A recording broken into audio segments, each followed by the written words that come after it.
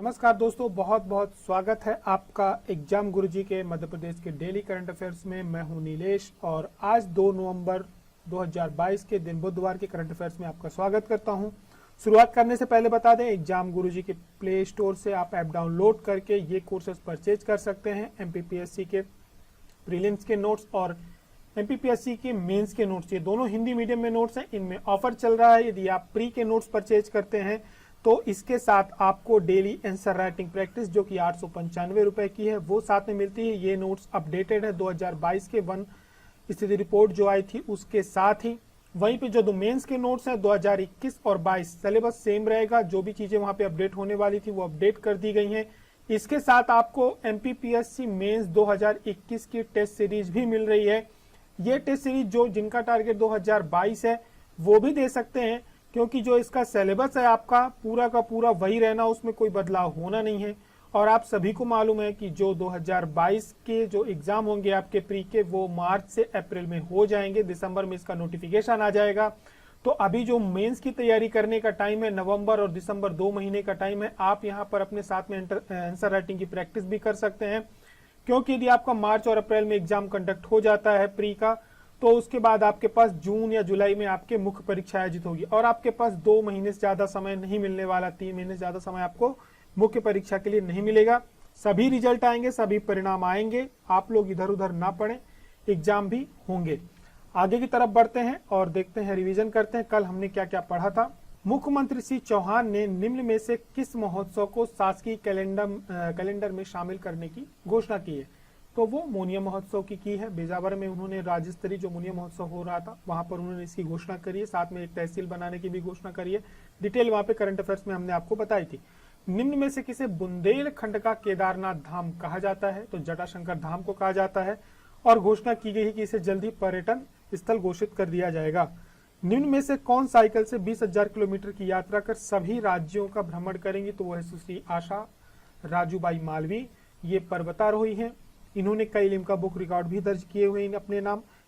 3 दिवसीय निमाड़ उत्सव 2022 का आयोजन कहाँ किया जाएगा? तो ये संत सिंगा जी की समाधि पर किया जाएगा। इसके पहले महेश्वर में आयोजित किया जाता था।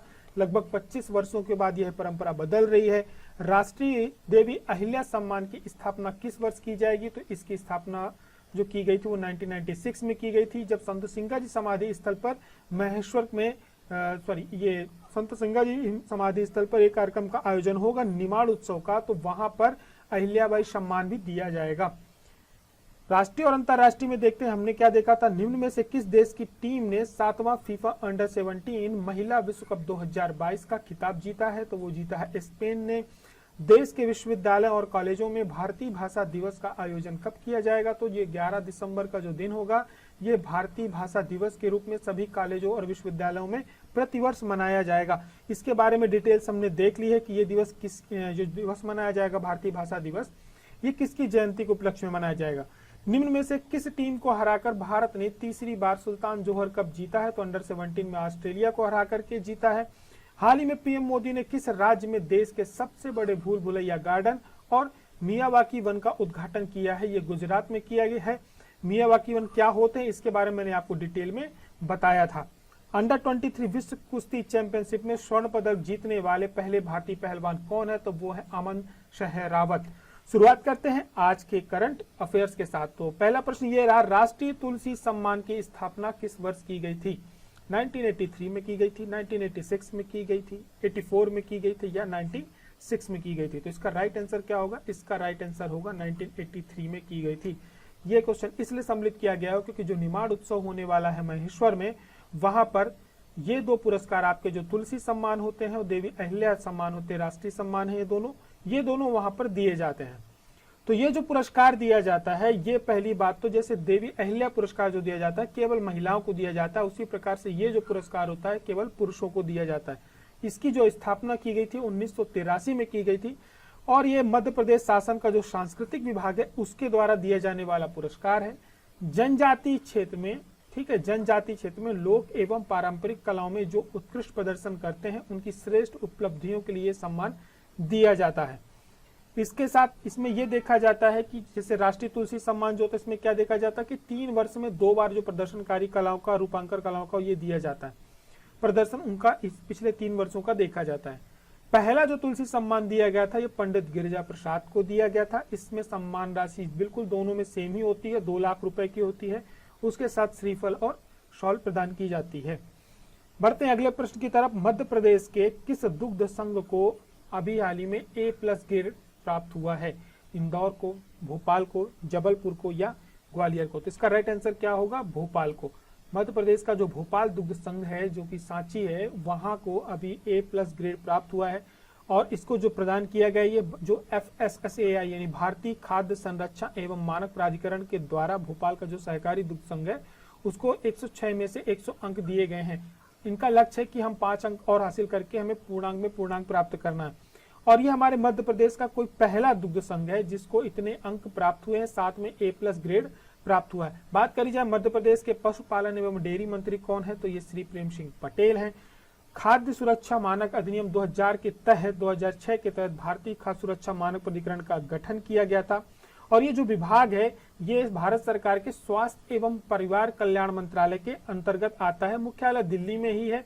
इसका जो मेन काम है जो खाद्य सुरक्षा संबंधित जो भी उसकी होनी चाहिए, अधिनियम में जो जो चीजें मेंशन है कि ये आपको प्रावधान दिए गए हैं, आपकी खाद्य पदार्थों से जुड़े हुए जो भी मानक तय किए जाते हैं, मिलावट से संबंधित या किस चीज की कितनी रखनी है, लेड की मात्रा किसमें कितनी रखी, इन सारी चीजों की ये जांच करता है।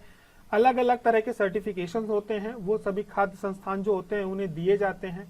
आगे की तरफ बढ़ते हैं और देखते हैं प्रश्न क्रमांक 3। भूखंड देने का अभियान मध्य प्रदेश में कब से चलाया जाएगा? 28 नवंबर से, 1 नवंबर से, 7 नवंबर से या 2 नवंबर से? तो इसका राइट आंसर क्या होगा? 28 नवंबर से मध्य प्रदेश में भूखंड देने का अभियान चलाया जाएगा। ये भूखंड उन्हें अभी हाल ही में मध्य प्रदेश के मुख्यमंत्री ने घोषणा करी थी कि इन्होंने लगभग 21,000 हेक्टेयर के आसपास की जो जमीन है वो इन्होंने खाली करवाई है, जो भूमाफिया वगैरह थे जिन्होंने कब्जा कर रखा था, और भी ये अभियान चल रहा है। तो उन्हीं जमीनों को, कुछ शासकीय जमीनें, इन सब चीजों को मिला करके जिनके पास ऐसे व्यक्ति जिनके पास जमीनें नहीं है, शहर में हो सकते हैं, ग्रामीण क्षेत्र में हो सकते हैं, उन्हें पट्टा प्रदान किया जाएगा मध्य प्रदेश के मुख्यमंत्री के द्वारा। और साथ ही में क्या किया जाएगी, जो एक आवास मेला लगाया जाएगा, जो प्रधानमंत्री आवास योजना चल रही है, मुख्यमंत्री आवास योजना चल रही है, वो सारी योजनाओं से लाभ दिलाया जाएगा। बहुत सारी योजनाएं चल रही हैं, शौचालय की योजना चल रही है, जल के लिए योजना चल रही है, तो इन सारी योजनाओं के माध्यम से उन्हें लाभान्वित किया जाएगा। आगे की तरफ बढ़ते हैं और देखते हैं प्रश्न क्रमांक 4। मध्य प्रदेश के किस जिले में 5 दिवसीय उद्भव इंटरनेशनल डांस फेस्टिवल का आयोजन किया जा रहा है, शुरुआत की गई है? इंदौर, भोपाल, जबलपुर या ग्वालियर? तो इसका राइट आंसर क्या होगा? ये इसका जो आयोजन किया जा रहा है ये ग्वालियर में किया जा रहा है। बहुत सारे देशों के कलाकार जो हैं इन्होंने यहाँ पे पार्टिसिपेट किया है। इनमें से 5 देशों के लगभग 700 कलाकार आए हुए हैं। साथ में मध्य प्रदेश के भी अलग अलग राज्यों के कलाकार हैं जो अपनी कलाओं का प्रदर्शन कर रहे हैं। उनके जो क्षेत्रीय कार्यक्रम होते हैं, जो उनकी संस्कृति है, उसको यहाँ पे प्रदर्शित कर रहे हैं। मेन बात करें तो उज्बेकिस्तान, किर्गिस्तान, श्रीलंका की लगभग 30 टीमें इसमें सम्मिलित हुई हैं और इसका जो आयोजन किया जा रहा है ग्वालियर के फूलबाग मैदान है, वहां पर इसका आयोजन किया जा रहा है। और इसके मुख्य अतिथि जो थे वो ताइवान के राजदूत थे, बैशवान गिरताइवनी। आगे की तरफ बढ़ते हैं, देखते हैं प्रश्न क्रमांक 5। मध्य प्रदेश में पेशा एक्ट कब लागू किया जाएगा? मध्य प्रदेश के मुख्यमंत्री ने अभी 1 नवंबर को इसकी घोषणा करी है कि इसे हम कब से लागू करेंगे। 28 नवंबर से करेंगे, 15 नवंबर से, 7 नवंबर से या 2 नवंबर से? तो इसका राइट आंसर क्या होगा? इसका राइट आंसर होगा मध्य प्रदेश में 15 नवंबर से पेशा एक्ट लागू किया जाएगा।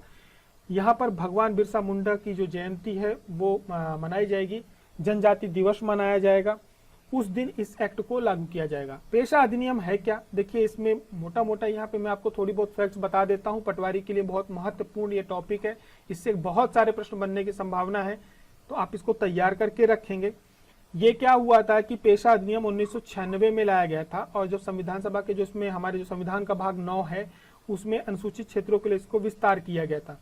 इसमें क्या है, मोटा मोटा आप जान जाइए कि इसमें जो हमारे आदिवासी क्षेत्र, जो अनुसूचित क्षेत्र होते हैं, वहां पर जो हमारे आदिवासी समाज के लोग होते हैं उनको अधिकार दिए जाएंगे, उनकी पंचायतों को अधिकार दिया जाएगा कि वहां पे जो खनन होता है, वनोपज होते हैं उनके, या वहां पे वो कोई चीजों का विस्तार करना चाहते हैं, तो कई बार क्या होता है जो वन होते हैं, जो उनकी जमीन होती है, उनके साथ उनका बहुत लगाव होता है। तो सरकार ये कानून लेकर के आई क्योंकि उनकी बहुत सारी परंपराएं और जो मान्यताएं होती हैं जमीन और जंगल से जुड़ी हुई होती हैं। तो उनका भी सम्मान करना आवश्यक है। तो सरकार इसके लिए एक कानून लेकर के आई और संविधान में इसमें बदलाव किया गया। जो बदलाव किया गया वो अनुच्छेद 243 जेट टी के भाग पे 9 पे किया गया। ठीक है, अब इसका जो पूरा नाम है वो क्या है, the provisions on the panchayat extension to the scheduled area bill. ठीक है, पंचायत उपबंध के नाम से इसे जाना जाता है और जो भूरिया समिति उनकी सिफारिश पर इसे तैयार किया गया था।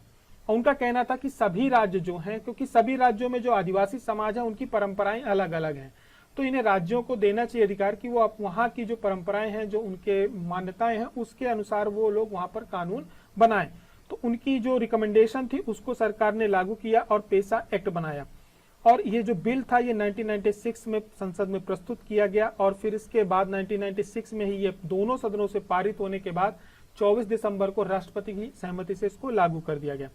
इसका जो मूल उद्देश्य है वो यही है कि जनजातियों की जो स्वायत्तता है उसके बिंदु स्पष्ट कर दिए जाएं, ताकि उनके उल्लंघन को करने का किसी राज्य सरकार के पास कोई ताकत ना हो या उनकी कोई शक्ति ना हो। डिटेल सभी राज्य थोड़े बहुत उसमें बदलाव करते हैं। छत्तीसगढ़ में ये लागू है पेशा एक्ट, लेकिन थोड़े बहुत उस पर बदलाव किए जाते हैं क्योंकि वहां की जो जनजाति है उनके हिसाब से उसमें थोड़े बहुत बदलाव किए जा सकते हैं राज्यों के ये अधिकारी। इसी प्रकार से मध्य प्रदेश में भी इसे 15 नवंबर से मुख्यमंत्री ने घोषणा करी है कि हम इसे लागू करेंगे।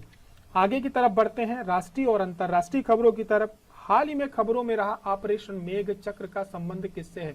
ऑपरेशन मेघ चक्र बाल यौन शोषण सामग्री से, सियाचिन ग्लेशियर पर कब्जा करने से, चक्रवात राहत और बचाव से या भ्रष्टाचार विरोधी से। तो इसका राइट आंसर क्या होगा? बाल यौन शोषण सामग्री से। आपने लगातार खबरों में पढ़ा होगा कि बहुत सारे जो राज्य हैं, विशेषकर बिहार की एक आपने खबर पढ़ी होगी, उसमें एक अधिकारी भी पकड़ी गई थी काफी बड़ी।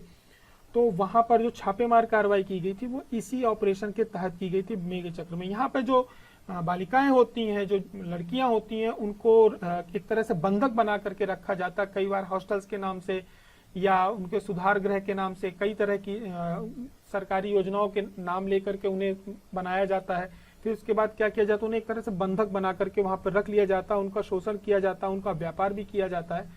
तो ऑपरेशन मेघ चक्र एक बनाया गया सीबीआई के द्वारा, जो हमारे यहाँ का केंद्रीय जांच ब्यूरो है, उसने यौन शोषण सामग्री हो या प्रसार हो उसका साझा करने के लिए एक अखिल भारतीय अभियान है। इसके साथ साथ ऑनलाइन माध्यम से भी यदि कुछ सामग्रियां साझा की जाती हैं, शोषण किया जाता है उनको इनडायरेक्टली, तो इन सारी चीजों पर ये चलाया जा रहा है, सुधार किया जा रहा है। इसी के साथ साथ ही एक अभियान इनका और चला था, उसका नाम था ऑपरेशन कार्बन। ये भी सीबीआई द्वारा नवंबर 2021 में आयोजित किया गया था। उसका उद्देश्य भी यौन शोषण था। सीबीआई की जो स्थापना हुई थी वो 1963 में हुई थी और ये गृह मंत्रालय के अधीन आता है। आगे की तरफ बढ़ते हैं, देखते हैं प्रश्न क्रमांक 7।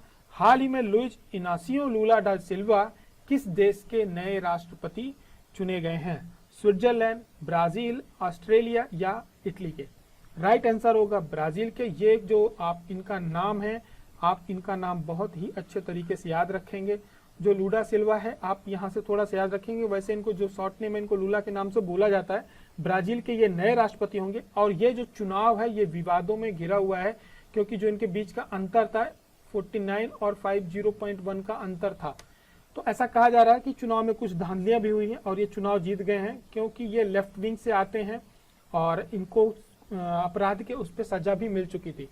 देख लेते हैं जो मौजूदा राष्ट्रपति हैं वहां के ब्राजील के, वो हैं जायर बोल्सोनारो। इनको हरा करके जो लुइज इनासियो लूला डा सिल्वा है, इन्होंने जीत हासिल करी है। इसके पहले भी ये 2003 से 2010 तक ब्राजील के राष्ट्रपति रह चुके हैं। अब बात करी जाए ब्राजील की, तो आपको पता होना चाहिए रूस, कनाडा, चीन और यूएसए के बाद ये क्षेत्रफल की दृष्टि से देश का दुनिया का सबसे 5वां बड़ा देश है और ये लगभग दक्षिण अमेरिका के महाद्वीप के लगभग आधे हिस्से को कवर करता, काफी बड़ा देश माना जाता है। और जो यहाँ की सबसे प्रसिद्ध चीज है वहाँ की अमेजन वर्षा वन जो है, इन्हें 60% जो है यहाँ का एरिया कवर करते हैं और इन्हें पृथ्वी का फेफड़ा माना जाता है। राजधानी जो है ब्राजील की वो है ब्रासिलिया। मुद्रा यहाँ की ब्राजीलियाई रियल है। राष्ट्रपति जो वर्तमान में है यहाँ के वो जायर बोल्सोनारो हैं, लेकिन जो अगले राष्ट्रपति होंगे वो लूला डा सिल्वा होंगे। आप इनका नाम याद रखेंगे क्योंकि परीक्षाओं में पूछा जा सकता है। फ्रेंच ओपन 2022 बैडमिंटन के पुरुष युगल का खिताब किस देश ने जीता है? चीन ने जीता है, भारत ने जीता है, जापान ने जीता है या स्पेन ने जीता है? तो इसका राइट आंसर होगा भारत। भारत ने अभी फ्रेंच ओपन 2022 का पुरुषों का युगल खिताब जीता है और इसमें जो हमारे पुरुष युगल थे वो थे एक चिराग शेट्टी और दूसरे थे स्वातिक साईराज रैंकी रेड्डी। ये जो आयोजन हो रहा था इसका फ्रांस में हो रहा था, फ्रांस की राजधानी पेरिस में किया जा रहा था और भारतीय जोड़ी ने चीन की जो खिलाड़ी हैं उनको हरा करके ये खिताब जीता है। इसके पहले 1983 में पार्थो गांगुली और विक्रम सिंह ने यह खिताब जीता था। उसके बाद ये जोड़ी है जिसने लगभग 83 के बाद 2022 में ये खिताब जीता है। और जो चिराग शेट्टी हैं और जो सात्विक हैं ये BWF के सुपर 750 का ताज जीतने वाले पहली भारतीय युगल जोड़ी है। जो BWF है ये बैडमिंटन वर्ल्ड फेडरेशन, ये अपने आप में एक अंतर्राष्ट्रीय शासी निकाय है। जो इसकी स्थापना हुई थी वो 1934 में हुई थी बैडमिंटन महासंघ के रूप में, अंतर्राष्ट्रीय बैडमिंटन महासंघ के रूप में। बाद में इसे 2006 में विश्व बैडमिंटन महासंघ के रूप में बदल दिया गया। 176 जो देश हैं इसके सदस्य हैं। साथ में इसकी जो मुख्यालय है वो कुआलालंपुर में है और कुआलालंपुर कहाँ है, ये मलेशिया में है। बढ़ते हैं आगे की तरफ और देखते हैं प्रश्न क्रमांक 9। आरबीआई के पहले पायलट प्रोजेक्ट डिजिटल रुपए में कितने बैंकों को सम्मिलित किया गया है? 10 बैंकों को, 9 बैंकों को, 11 बैंकों को या 14 बैंकों को? तो इसका राइट आंसर क्या होगा? राइट आंसर होगा 9 बैंकों को डिजिटल रुपए की जो प्रक्रिया चल रही है, पायलट प्रोजेक्ट लॉन्च किया गया उसमें सम्मिलित किया गया।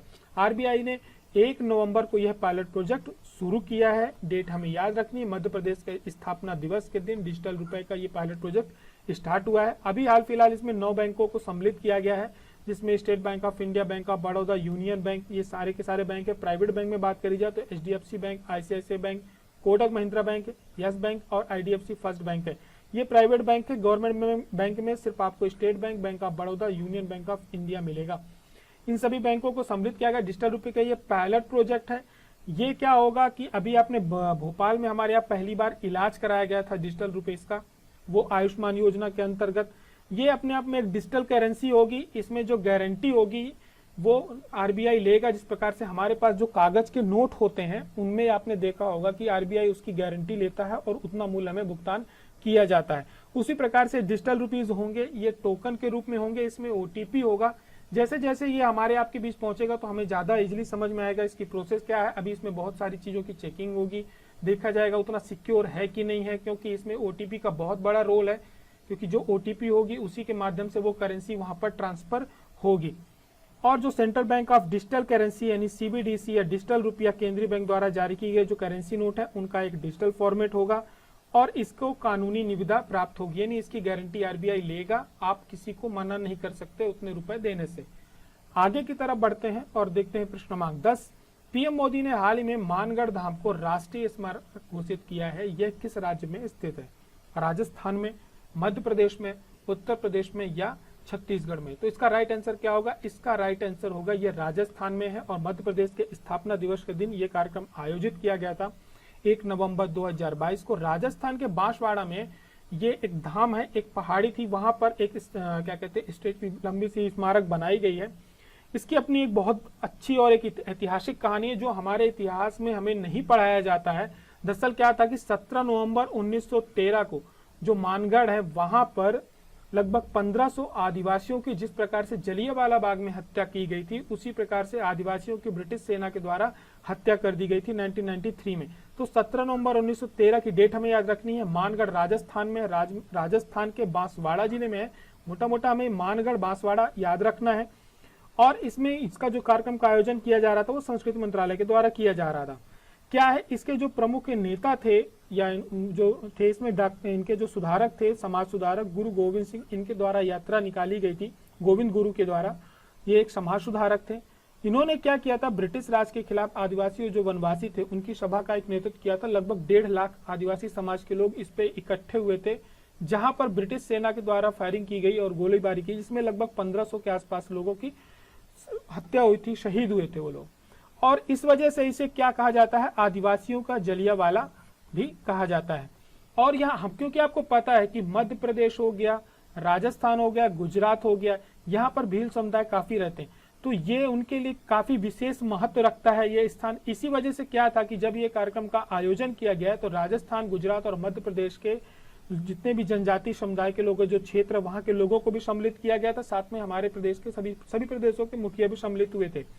और मुख्यतः ये जो मानगढ़ पहाड़ी है ये भील समुदाय के लिए बहुत ज्यादा महत्व रखती है, एक विशेष महत्व रखती है। अब हमने आपसे कल एक प्रश्न पूछा था कि जबलपुर से बुंदेला विद्रोह का नेतृत्व किसने किया था।